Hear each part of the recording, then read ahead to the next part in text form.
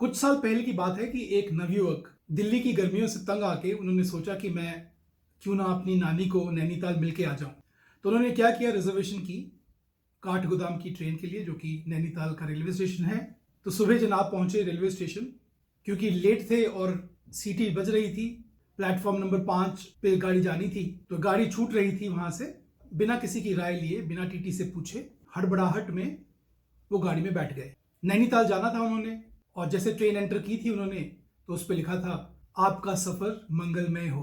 तो बहुत खुश उन्होंने सोचा कि मैं नानी को मिलने जा रहा हूँ, गर्मियां अच्छी निकलेंगी मेरी, और सो गए। जब उनकी आंख खुली तो वो जिस स्टेशन पे पहुंचे वहां कहीं काठगोदाम तो था नहीं, वहां लिखा था झुमरी तलैया। तो यही जो एपिसोड है जो इस नवयुवक के साथ हुआ, वही होता है हेयर ट्रांसप्लांट की दुनिया में भी।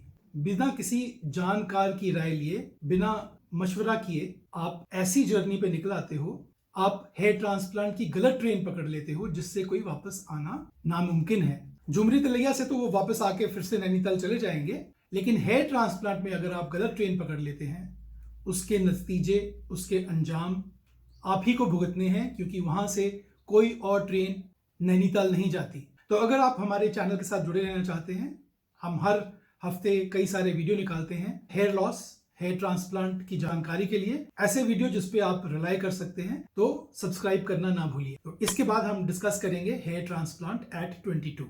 Stay on.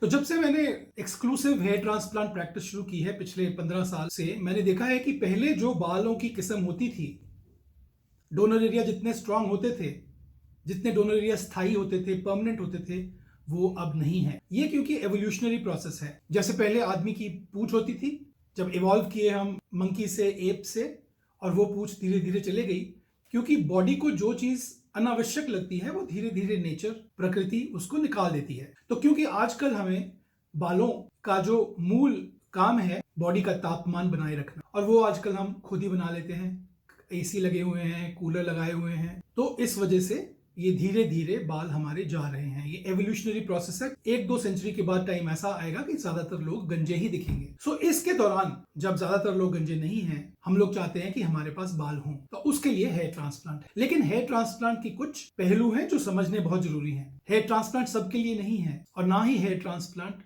परियों का देश है। जो आप सलमान खान की देखते हो फोटोग्राफ्स हेयरलाइन की, वो एक आंखों का भ्रम है। अगर आप ये समझ जाओ तो आप कभी गलत डिसीजन हेयर ट्रांसप्लांट की नहीं लोगे। हेयर ट्रांसप्लांट की लिमिटेशंस हैं। हेयर ट्रांसप्लांट सब में नहीं होता। मेरे पास जब 10 लोग अगर आते हैं, उनमें से सिर्फ 3 लोग हेयर ट्रांसप्लांट के लिए हम लोग चूज करते हैं, बिकॉज सबके लिए रिजल्ट दे पाना ऐसी कंडीशन में बड़ा नामुमकिन है। तो ये समझना बहुत जरूरी है हेयर ट्रांसप्लांट की जर्नी स्टार्ट करने से पहले। मेल पैटर्न बॉल्डनेस का मुख्य कारण है जेनेटिक्स। जो जीन है आप में, आपने अपने माता पिता से पाए हैं, उसी जीन से आपका जो एवोल्यूशन है, आपके बॉल्डिंग का एवोल्यूशन है, वो वैसे ही बनेगा। जो आपके जीन्स में लिखा है वो होना ही है और होके रहेगा। कुछ आप डिले कर सकते हो मेडिसिन लेके, लेकिन जब बॉल्डनेस आ जाती है उसमें मेडिसिन से नए बाल नहीं उगते। नए बाल सिर्फ हेयर ट्रांसप्लांट से उगते हैं, पर हेयर ट्रांसप्लांट सब में नहीं होता। तो 22 साल में हेयर ट्रांसप्लांट करने से पहले 2-3 बार सोचना क्यों चाहिए? बिकॉज 22 साल पे अगर आपका हेयर ट्रांसप्लांट शुरू हुआ है, तो वो संकेत है कि आप ग्रेड 5, ग्रेड 6, ग्रेड 7 बॉल्डनेस की तरफ जा रहे हो। और अगर आप अपने नाना मामा, अगर आप दादा, चाचा, ताया, इनको देखोगे, तो जो उनका जो पैटर्न है वही आप में होगा। तो क्योंकि 22 साल में अगर आपका हेयर लॉस शुरू हो गया है, हम जब तक आपकी उम्र 25 नहीं होती, हम ये नहीं कह सकते कि आपका जो डोनर एरिया जहां से हमने बाल लेने हैं वो स्थायी या परमानेंट है। ये हमको सिर्फ 25 साल की उम्र या 27 साल की उम्र में मालूम चलता है। तो अगर हम इस अस्थायी नॉन परमानेंट जोन से बाल लेके लगा देते हैं, और वो 25 साल 27 साल तक अगर वो बाल पीछे नहीं रहते, तो आपके आगे के बाल भी झड़ जाएंगे। नहीं वो झड़ जाएंगे, लेकिन जो स्कार पीछे दिखेंगे उसको सुधारना नामुमकिन है। It is not possible to repair a bad donor area. ये समझना बहुत जरूरी है। लेकिन आपकी गलती नहीं है। अगर आप 22 साल के हो, आपको हेयर लॉस हो रही है, आपकी गलती नहीं है। आप तो हेयर ट्रांसप्लांट कराना चाहते हो। आपने इतनी सारी एडवर्टाइजमेंट देखी हैं, इतने सारे लोग कह रहे हैं कि हेयर ट्रांसप्लांट इतना सक्सेसफुल है। हर एक कोई में आप डेंस हेयरलाइन देख सकते हो। कोई भी एड देखो, उसमें इतनी लश हेयरलाइन, गूगल में से पिक्चर निकाल के डाल के वो आपको भ्रमित करते हैं कि ये हेयरलाइन आपको मिल सकती है। ज्यादातर एडवर्टाइजमेंट में रियल पेशेंट की पिक्चर तो होती ही नहीं। तो 22 साल पे हेयर लॉस होना एक भावनात्मक चुनौती है। इमोशनल चैलेंज, एक साइकोलॉजिकल ट्रॉमा, मनोवैज्ञानिक आघात, साइकोलॉजिकल ट्रॉमा, जो कि जिसको बॉल्डनेस हो रही है वही समझ सकता है। बिकॉज अगर आप देख रहे हो आपके दोस्त हैं, आपके मित्र हैं जिनके इतने घने बाल हैं, इतनी स्ट्रांग हेयरलाइन है, आप भी चाहते हो कि आप उनकी तरह दिखो। ये बहुत नॉर्मल सा है उस उम्र में, और उस उम्र में आप बहकावे में आने के चांसेस बहुत ज्यादा होते हैं, बिकॉज आप भावनात्मक होते हो और आपके गोल्स, आपके जो आप सोच है वो सब कुछ पाने की होती है। जो कि 35 साल की उम्र में जब आदमी आ जाता है तो वो थोड़ा संभल जाता है और वो जो डिसीजंस लेता है वो सोच समझ के लेता है। लेकिन 22 साल की उम्र में ऐसे नहीं होता। इंपल्सिव थिंकिंग, भावनात्मक होना काफी नॉर्मल है, ये आपकी गलती नहीं है।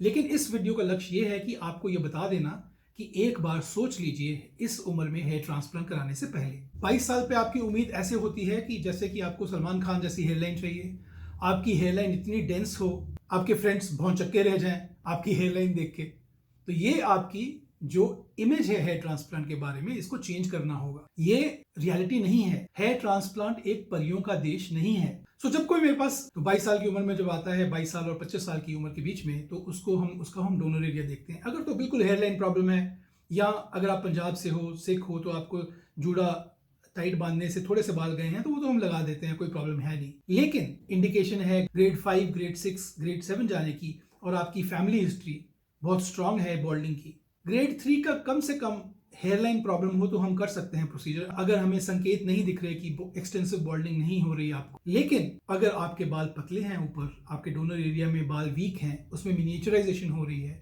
तो हम आपको बोलेंगे वेट करने के लिए 25 साल की उम्र तक। अब 25 साल की उम्र पे हम आपको रिव्यू करेंगे कि आपका डोनर एरिया है कि नहीं। अगर आपका डोनर एरिया वीक है और आपकी बॉल्डिंग बढ़ रही है, तो हम आपको वेट करने को बोलेंगे 27 साल की उम्र तक, क्योंकि हम ऐसा कुछ नहीं करना चाहते जिसमें कि आप सोचो कि डॉक्टर ने मुझे गलत एडवाइस दी है और देखो ये डॉक्टर ने पैसे के लिए मेरा हेयर ट्रांसप्लांट कर दिया है, मेरे जो मुझे समझाना चाहिए था वो मुझे समझाया नहीं। मैं 22 साल का था, मुझे इतना पता नहीं था, तो डॉक्टर का फर्ज बनता था मुझे समझाना। तो ये अक्सर लोग ऐसे कहते हैं। ऐसे लोग बहुत भरे हुए हैं जिनका कि पुअर हेयर ट्रांसप्लांट इस वजह से हुआ क्योंकि एज सिलेक्शन प्रॉपर नहीं थी। तब तो हेयर ट्रांसप्लांट हुआ, 6-7 महीने 1 साल बाल अच्छे हो गए, लेकिन उसके बाद सारे झड़ गए क्योंकि केस सिलेक्शन प्रॉपर नहीं हुई। तो जब आपको हम 25 साल की उम्र पे बुलाते हैं या 27 साल की उम्र पे बुलाते हैं फिर से रीअसेसमेंट के लिए, ये कोई प्रॉमिस नहीं है कि हेयर ट्रांसप्लांट होगा। हो सकता है कि 25-27 साल पे हमको ये ज्ञात हो जाए, हमको मालूम हो जाए कि पीछे डोनर एरिया जो है वो परमानेंट है ही नहीं, तो फिर तो हम आपसे क्षमा चाहेंगे कि आपके लिए हेयर ट्रांसप्लांट नहीं है, आप कोई और उपाय ढूंढ लीजिए। तो और ट्रीटमेंट्स हैं, मेडिकल ट्रीटमेंट है, पीआरपी है, कितनी सारी ट्रीटमेंट्स हैं, लेकिन वो हेयर ट्रांसप्लांट की तुलना में इतनी सक्सेसफुल नहीं है। आप हेयर पीस भी कंसिडर कर सकते हो, जिसको विग बोलते हैं, वो कंसिडर कर सकते हो। या आजकल फैशन है कि पूरा ट्रिम करके रखना, एसएमपी करना, scalp micro pigmentation, micro tattooing बहुत सक्सेसफुल है। बाहर के देशों में काफ़ी लोग पूरा ट्रिम करके रखते हैं, माइक्रो टैटूइंग करा के रखते हैं, बहुत अच्छे लगते हैं। स्पेशली अगर आपका मुंह गोल है तो वो बहुत सूट करेगा आपको। जो क्लिनिक आपका 22 साल पे हेयर ट्रांसप्लांट कर देती है, अब सारी क्लिनिक्स डॉक्टर्स की तो है नहीं, तो वो एक बहुत गलत काम कर रहा है। आपके जो फ्यूचर है, ऑब्जेक्टिव्स हैं हेयर रेस्टोरेशन के, उसके अगेंस्ट जाएगा। क्यों? क्योंकि बाल तो लगा दिए, लेकिन कल को अगर बाल झड़ गए तो जो स्कारिंग दिखेगी उससे अगर आप बाल शेव करना भी चाहो तो नहीं कर पाओगे, क्योंकि वो स्कारिंग विजिबल रहेगी। अगर डोनर एरिया बहुत सारा ले लिया है तो पीछे तो बहुत भद्दा लगेगा जैसे कि कोई चमड़ी में कोई डिजीज हो गई है। तो ये सब गलत हेयर ट्रांसप्लांट को रिपेयर करना 22 साल में, अगर 25 साल में अगर हेयर ट्रांसप्लांट किया है तो वो बहुत डिफिकल्ट है, क्योंकि जो क्लिनिक को ये ज्ञात नहीं है कि इस उम्र में हेयर ट्रांसप्लांट नहीं करना है, जो कमर्शियल रीजंस के लिए हेयर ट्रांसप्लांट कर रही है, तो वो प्रोबेबली आपकी स्कारिंग भी ज्यादा करेगी, क्योंकि उनको हेयर ट्रांसप्लांट प्रोसीजर के बारे में भी शायद ना मालूम हो। तो अंत में मैं यही बताना चाहूंगा कि हेयर ट्रांसप्लांट सबके लिए नहीं है। हेयर ट्रांसप्लांट परियों का देश नहीं है। जो सलमान खान की हेयरलाइन है, सलमान खान के पास ही नहीं है। तो ये सारा भ्रम है जो आपके मन में क्रिएट किया हुआ है मीडिया के थ्रू। तो एंड में कुछ पॉइंट है। एक है कि गंजापन जो है वो एवोल्यूशनरी है।